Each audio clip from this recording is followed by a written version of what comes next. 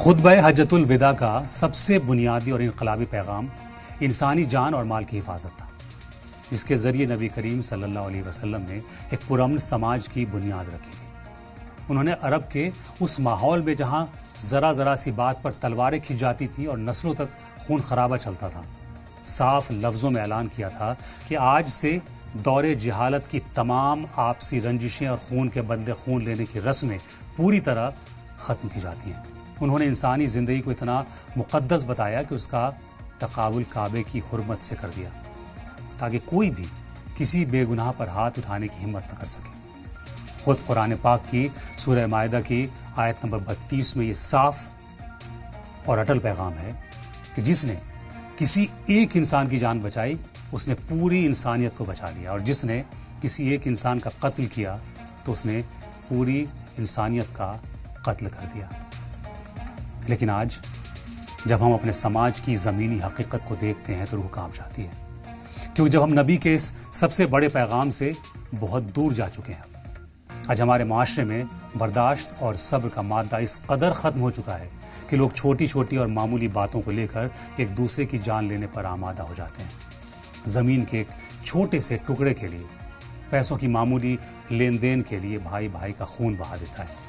معمولی غصے اور ضد میں آ کر کسی کی زندگی کو ختم کر دینا آج ایک عام بات بن چکی ہے۔ اپنے آس پاس رنجشوں کا ماحول دیکھ کر لگتا ہے کہ ہم قرآن کی آیتوں اور اللہ کے رسول کی وصیتوں کو اپنی زندگی میں پوری طرح بھول چکے ہیں۔ اس سے بھی بڑا اور دردناک سچ آج یہ ہے کہ پوری دنیا میں کچھ لوگوں اور دہشت گرد گروہوں نے اپنی سیاسی اور ظالمانہ سازشوں کے لیے اسلام کے پاکیزہ نام کا غلط استعمال کیا ہے۔ دنیا بھر میں ISIS، القاعدہ، جماعت الدعوہ، جیش محمد اور لشکر طیبہ جیسی تمام دہشت گرد تنظیمیں بنی ہوئی ہیں جنہوں نے اسلامی ناموں کا سہارا لیا ہے۔ یقین جانیے کہ مذہبی نام رکھ لینے سے، اسلامی جھنڈے لہرانے سے یا مذہبی نعرے لگا دینے سے یہ وحشی اور ظالم دہشت گرد کبھی بھی اسلامی نہیں ہو سکتے۔ ان کا اسلام اور دین کی روح سے دور دور تک کوئی واسطہ نہیں ہے، کیونکہ جو دین ایک بے گناہ کی جان لینے کو پوری انسانیت کا قتل بتاتا ہو، وہ کبھی بھی بے گناہوں کے خون خرابے، دھماکوں اور بے سہارا لوگوں پر ظلم کی اجازت نہیں دے سکتا۔ اس لیے آج یہ بے حد ضروری ہو گیا ہے کہ ہم اپنی صفوں سے ایسی نفرتی اور انتہا پسندی سوچ کو پوری طرح خارج کریں اور زبانی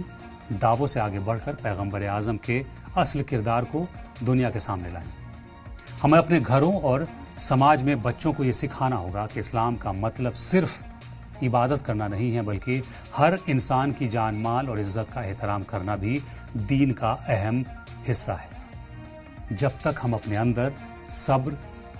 آپسی بھائی چارہ، معافی اور صلہ رحمی کا جذبہ زندہ نہیں کریں گے، تب تک ہم ایک پرامن سماج کی تعمیر نہیں کر سکتے۔ خطبہ حجۃ الوداع کا وہ تاریخی پیغام آج بھی ہم سے یہی مانگ کرتا ہے کہ ہم نفرت کی ہر دیوار کو گرا کر انسانی جان کی حفاظت کو سب سے اوپر رکھیں اور سچے معنی میں اس رحمت والے نبی کے امتی بن کر دکھائیں۔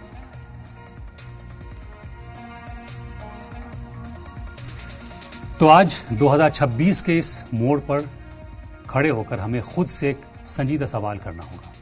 عرفات کے میدان سے گونجی وہ آواز، وہ آخری پیغام، وہ آخری خطبہ محض تاریخ کے صفحات میں درج کرنے کے لیے نہیں تھا، وہ آج کی تاریخ میں بھی ہمارے لیے مشعل راہ ہے۔ جب تک ہم اپنی بیٹیوں کو ان کا جائز حق نہیں دیں گے، جب تک ہم ذات پات اور اونچ نیچ کے اس جاہلانہ غرور کو دل سے نہیں نکالیں گے، اور جب تک عبادت ہمارے اخلاق کو